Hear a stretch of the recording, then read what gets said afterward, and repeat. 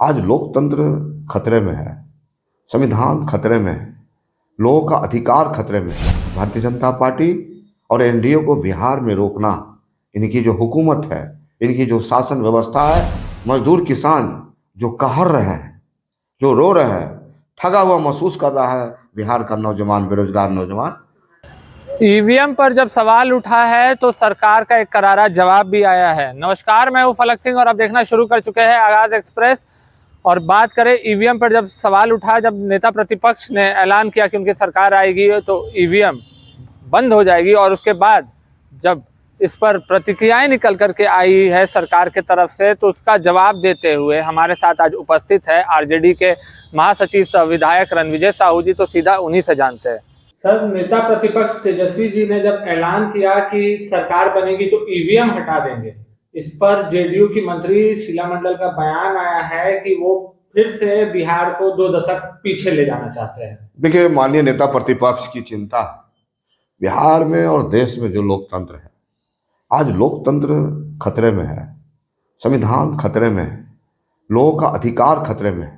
Bharatiya Janata party और NDA के तमाम नेता क्या कहते हैं, बोलते हैं कि क्षेत्रीय पार्टी को खत्म कर दूंगा। साहब, यह देश सबों का है, देश की कुर्बानी में सबों ने खून बहाया, बापू ने और बाबा साहब ने, इसलिए इस देश की रचना की थी, इसलिए इस देश में संविधान की रचना की थी कि गरीब का राज मतलब छोट का राज।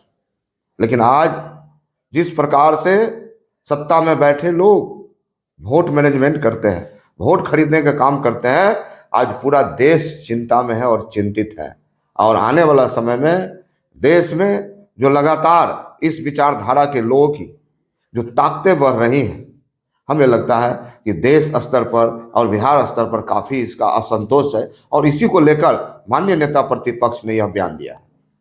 सर, जिस तरीके से चुनाव आयोग का जो योगदान रहता है उस पर भी नेता प्रतिपक्ष ने सवाल उठाया है, उन्हें थर्ड एम्पायर घोषित किया है, क्या कहिए? निश्चित रूप से आप जब देखेंगे तो चुनाव का जो सर्वोच्च न्यायालय के कमेटी के सदस्य होते हैं और जो निर्वाचन आयोग होते हैं, एक निष्पक्ष होते हैं, हमारे संविधान में लिखा हुआ।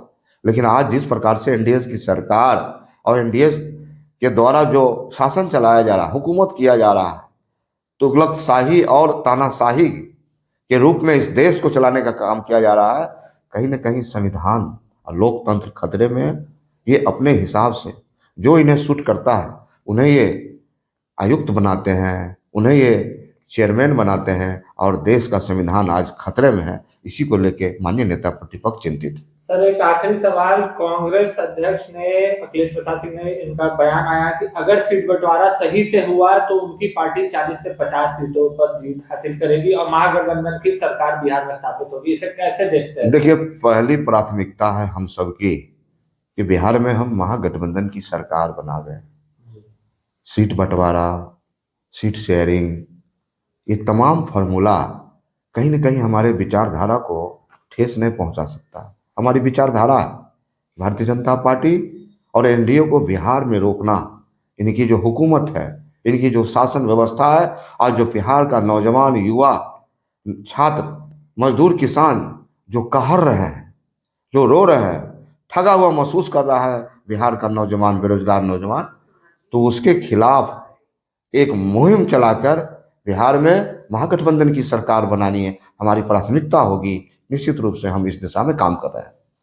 जैसा कि आपने देखा और सुना, साफ तौर पर उनका जो कहना था कि जो नेता प्रतिपक्ष है वो बिहार की जनता के लिए और जो लोकतंत्र है उसे जीवित रखने के लिए ऐसी घोषणा की है। और साथ ही साथ में जब सीट बंटवारे को लेकर के भी उनसे सवाल किया गया कि कांग्रेस के अध्यक्ष अखिलेश प्रसाद सिंह के तरफ से एक बड़ा बयान निकल करके आया है, तो उस पर भी उनका जो कहना था कि हमारा जो उद्देश्य है वो बिहार की जनता के लिए, और उद्देश्य ये है कि महागठबंधन का जो सरकार है वो स्थापित हो बिहार में। ये पहला उद्देश्य है, ना कि सीट बंटवारे को लेकर के खींचतान।